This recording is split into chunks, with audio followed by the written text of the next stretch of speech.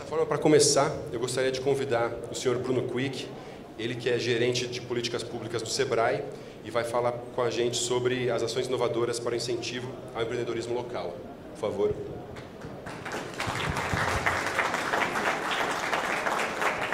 Passar a voz. Bem, boa tarde para todo mundo. Estamos participando de um TED, a gente tem um compromisso bem rigoroso com o horário. Eu vou tentar explorar uma ideia um tanto quanto abstrata, um conceito, na verdade, e o que torna mais desafiador ser breve e colocar de forma compreensível e objetiva. Basicamente, a ideia é falar para vocês, compartilhar com vocês um aprendizado, uma vivência e uma percepção sobre uma nova forma de abordar, uma nova abordagem no trato com a questão do desenvolvimento. Nós estamos no encontro de desenvolvimento dos municípios com o desenvolvimento sustentável e daí entender que essa questão da forma de lidar com o desenvolvimento, uma abordagem não tradicional, inovadora. Esse painel fala de futuro, fala de sustentabilidade, então a gente vem trazer um ingrediente novo, na verdade, explorar a questão do desenvolvimento, uma perspectiva um pouco diferenciada. A ideia é fazer com vocês rapidamente uma discussão que nos leve, que nos permita a tirar essa interação com o poder público, ou a participação do poder público na vida das cidades, na vida das pessoas, dos negócios, de um campo que normalmente é um campo dos problemas, não é? Dentro de um paradigma, que é o paradigma da escassez. A gente está sempre falando em mais recursos, vai tirar de onde? A palavra de mais ouro vai tirar de onde?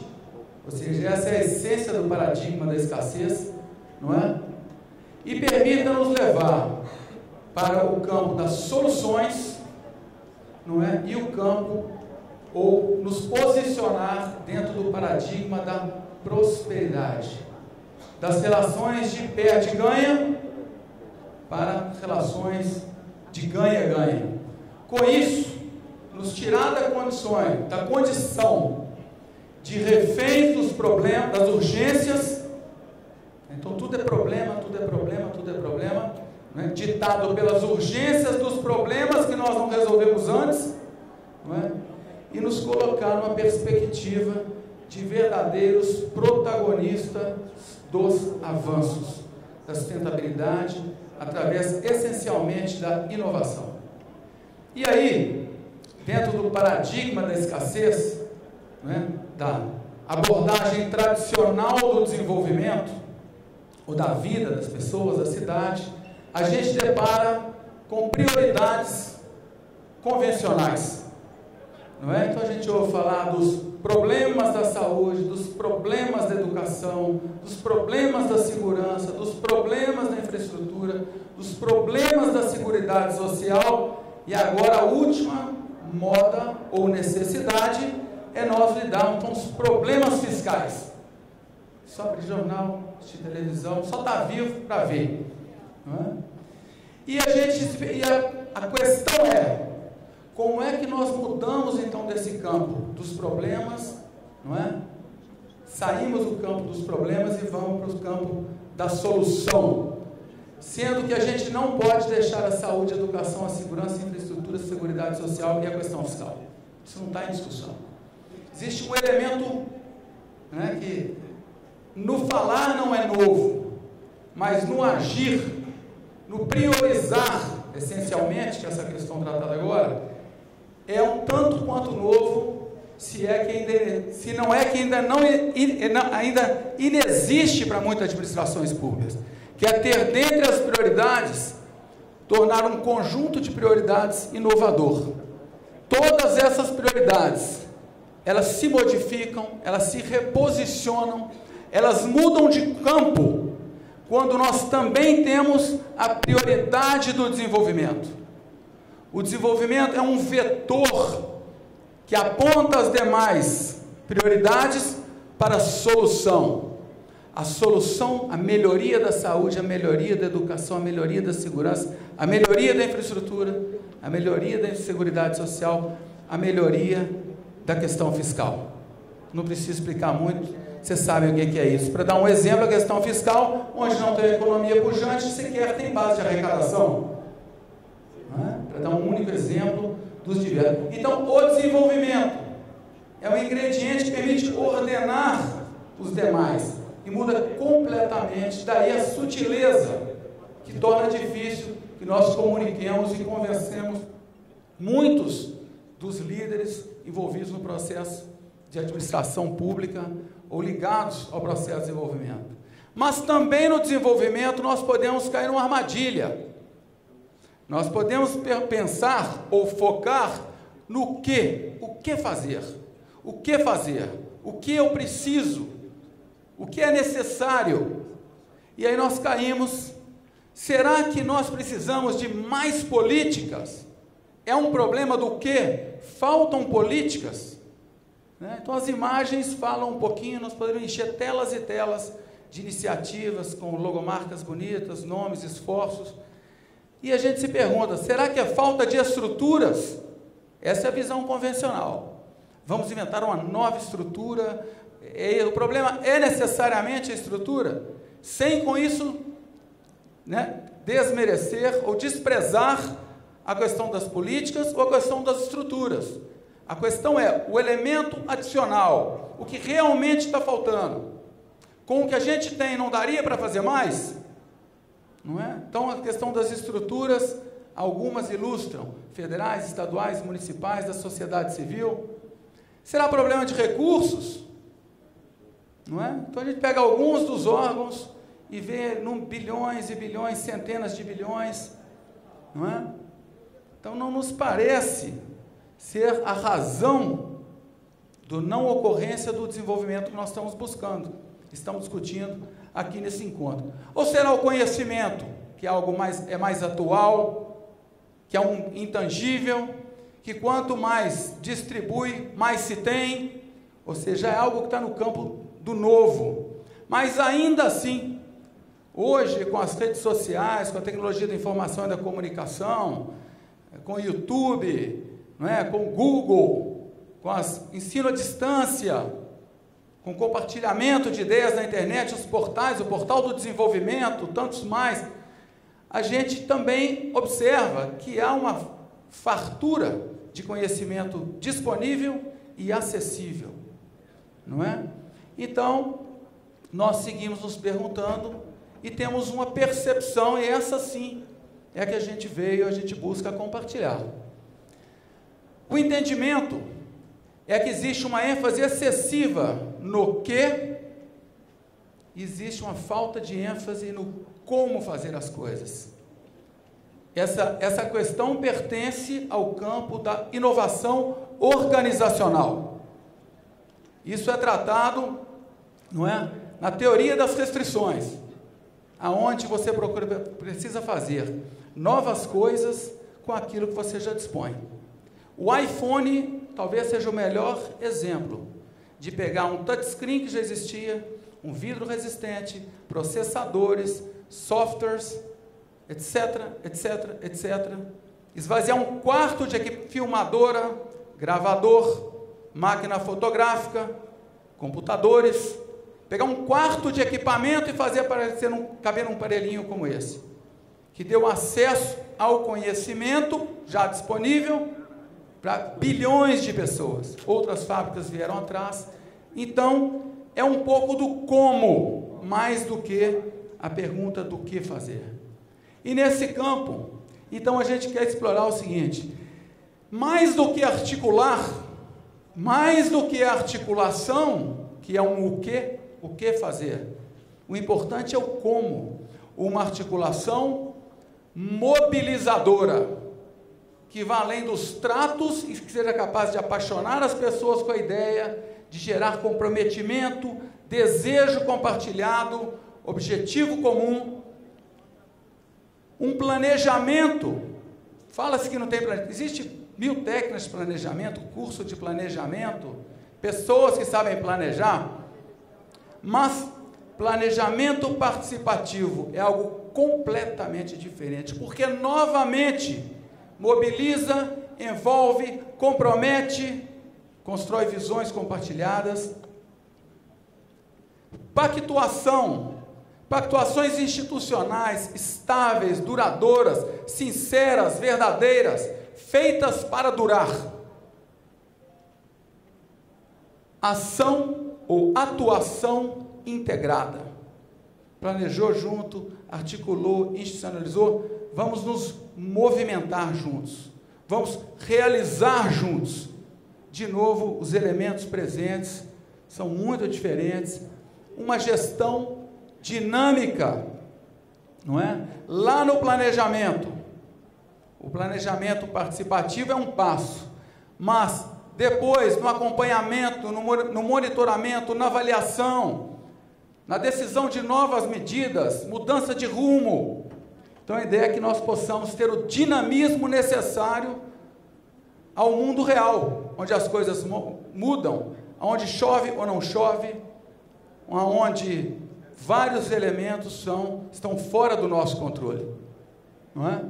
E, ao final de tudo, o compromisso de todos, a amarração, o enraizamento do desejo, do compromisso, dos objetivos, não é? O alicerce de tudo, a questão da boa governança. E chamar pequenos grupos que coordenam, comandam, controlam de governança, não é. A governança pressupõe os elementos da participação, da flexibilidade, do dinamismo, não é? Da verdade, da disposição em ajustar. Então veja que aqui nós chamamos a atenção muito mais para o adjetivo do que propriamente para a ação ou para o elemento que a gente quer tratar. Então hoje nós estamos absolutamente convencidos de que trabalhar o desenvolvimento tem muito mais a ver com como nós vamos fazer do que necessariamente com o que nós vamos fazer. Porque se a gente trabalha em cima do como, nós de fato temos muito mais sucesso, inclusive em acessar os quês. Então a chave é essa aí. E ao final disso nós conseguimos o quê? A efetividade nas ações. Porque a gente vê passar um monte de logomarca, nome, e os problemas continuam. Vários o quês, e os problemas continuam. Então tem que quebrar o ciclo de sair do campo do problema, de um jeito diferente de trabalhar, para nos colocar no campo, então, da solução, que é a questão. Mas como uma boa teoria precisa se comprovar efetiva na prática, no mundo real, vamos compartilhar com vocês rapidamente a aplicação deste conceito, ou este cuidado de forma em fazer algo que a gente faz já há algum tempo. E é um programa, é um projeto, cuja intenção é que ao final da aplicação dele, o nome inclusive suma, ele é como o açúcar que a gente coloca no chá. Quando está pronto, o açúcar sumiu. Então, o líder, vocês vão ver que ele some, depois o nome dado pela região se impõe, ou seja, a identidade da região. E, basicamente, o que é que essa iniciativa, esse instrumento faz? Ele promove dois grandes movimentos. A convocação a um projeto de mudança de uma região e a integração e formação de uma rede capaz de levar esse projeto adiante e alcançar seus resultados. Basicamente, o que é que nós trabalhamos nesse caso, desse projeto, esse instrumento? Primeiro, a identidade da região e a coesão do grupo. Preste atenção no encadeamento das coisas. A gestão compartilhada da mudança. Como trabalhar de forma compartilhada. O desenvolvimento da liderança empreendedora. É um grupo de 40 a 50 líderes de uma região. Desenvolvimento da liderança empreendedora, ou seja, atitude de empreender mudança. oportunidade de negociação e articulação. Projetos que vêm para a região, políticas existem. Os UQs, nós apresentamos os UQs aqui, tem várias políticas, são oportunidades. A escolha do futuro. Nesse momento, a região faz as suas escolhas. Viemos de onde, vamos para onde? Eles se apropriam do destino. Formulação de estratégias de desenvolvimento. Quais são os caminhos que nos levam ao destino desejado?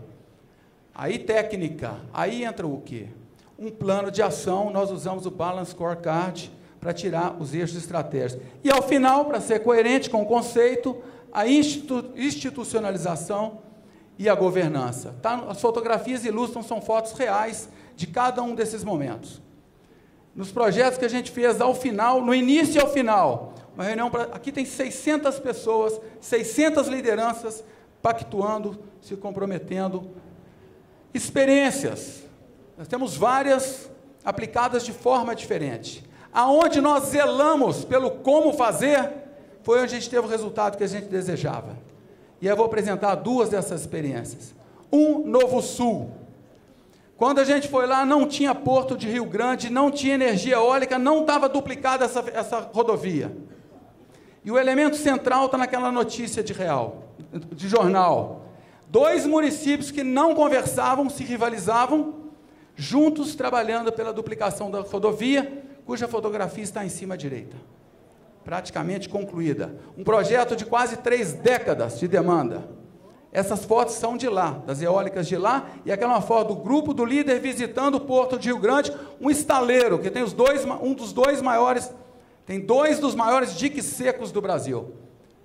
Já em Dionísio Cerqueira, 100 grandes empreendimentos, uma região de fronteira, longe de tudo, problema de toda a natureza. O mapa estratégico, educação, turismo, agroecologia, produtos locais. Mostro só uma foto, tem indicadores fantásticos de ambos. Mostro só uma foto que está ali. O que trouxe os prefeitos ao SEBRAE foi o quê? O SEBRAE pode patrocinar um projeto de paisagismo e arquitetura para a gente fazer um parque? Não, não podemos.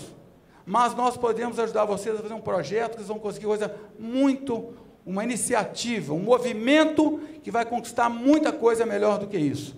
E ali está a foto do parque que trouxe os prefeitos, na época até nós, e as lideranças, e a foto do que é hoje lá, em cima e embaixo. Aí vieram escolas técnicas, hospitais, ferrovia, rodovia, aduana da Receita, hotel, centro de convenções, não está aí nessa fotografia. Mas já acho que aquele indicativo, aquele indicador de qualidade de vida é o que mais nos chama a atenção. E aí eu pego emprestado a frase de uma pessoa muito conhecida, né? E que era especialista exatamente em entender e explicar como as coisas funcionam. É o Albert Einstein. E ele fala uma coisa muito óbvia, mas que a gente custa se tocar. Ele coloca o seguinte, que a insanidade é continuar fazendo as coisas, sempre eu coloquei da mesma forma e esperar resultados diferentes. Então, a ideia central, o elemento que a gente quer trabalhar muito, para agregar em tudo que a gente faz. É uma forma diferente de fazer as coisas que essencialmente gere participação, agregação e convergência. Muito obrigado.